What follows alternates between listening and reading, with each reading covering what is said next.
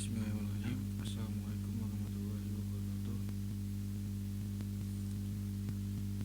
Di sini saya akan menjelaskan tentang perlindungan hak asasi manusia. Perkenalkan, nama saya Muhammad Abdul Rahman Farid. NPM saya 2017 1011 5235 dan saya mengambil kuliah di Universitas Bengkala. Saya mengambil ilmu hukum. Di sini saya akan menjelaskan tentang bagaimana perlindungan HAM. Tapi yang pertama saya akan menjelaskan tentang apa itu pengertian HAM.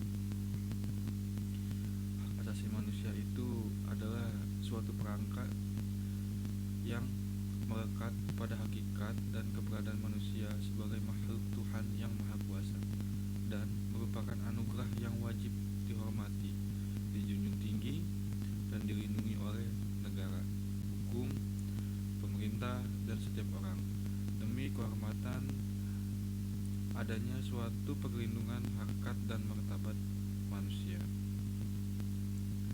Lalu di sini saya akan mengkaitkan dengan perlindungan HAM yang terjadi pada tanggal 5 Oktober 2020, yaitu tentang kasus Omnibus Law yang pengesahan RUU Cipta Kerja ini bersamaan dengan penutupan masa sidang pertama yang dipercepat dari yang direncanakannya pada tanggal 8 Oktober 2020, yaitu menjadi 5 Oktober 2020.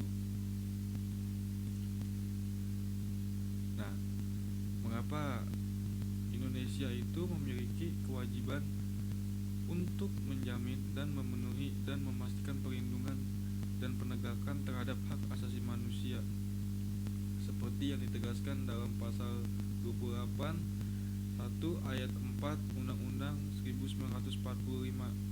Mengapa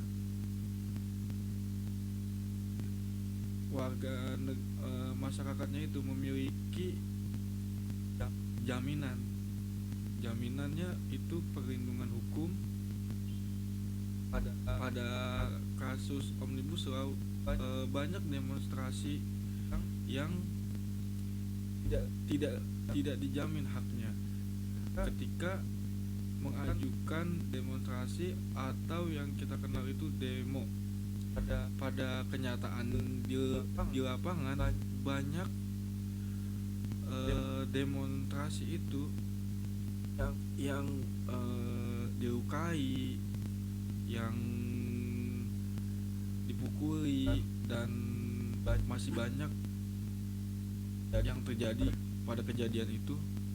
Maka cukup bisa kita lihat dari gambar adanya penghimbauan dari aparat kepolisian untuk mencegahnya kriminal-kriminal yang terjadi pada saat itu. Padahal sebagai masyarakat itu mendapatkan hak kewajiban, yaitu perlindungan dan penegakan hukum. Pada kepastian itu banyaknya masyarakat yang tidak dijamin. Satu, adanya pengucuran darah pada saat kejadian demonstrasi itu. Kedua, banyaknya hak-hak yang tidak dilindungkan oleh aparat. Mari kita lihat selanjutnya, yaitu menolak Omnibus Law dikarenakan melanggar hak-hak asasi manusia. Banyaknya yang telah merenggut seperti kerja dan lain-lain gitu. Banyaknya mengapa pada tanggal 5 Oktober 2020 itu gempar-gemparnya masyarakat di Indonesia, dari kalangan masyarakat hingga mahasiswa, banyak yang unjuk rasa untuk menyetopkan RUU Cipta Kerja itu dikarenakan nanti kedepannya akan merugikan kalangan masyarakat. Perlindungan HAM dalam yaitu upaya pemerintah untuk memperkuat sistem perlindungan hak asasi manusia dengan membentuk suatu lembaga-lembaga baru untuk memberikan adanya suatu perlindungan terhadap hak asasi manusia. Dalam perlindungan HAM ini kita harus bisa melihat masyarakat itu adanya kepastian perlindungan hak sebagai manusia hidup. Kita harus bisa memberikan dan menjaminkan adanya suatu perlindungan. Mengapa Omnibus Law tidak akuntabel dan partisipatif? Dikarenakan dilakukan secara tertutup. Jika hal itu terjadi, maka tentu bertentangan dengan Undang-Undang Hak Asasi Manusia yang menegaskan adanya akses keterbukaan.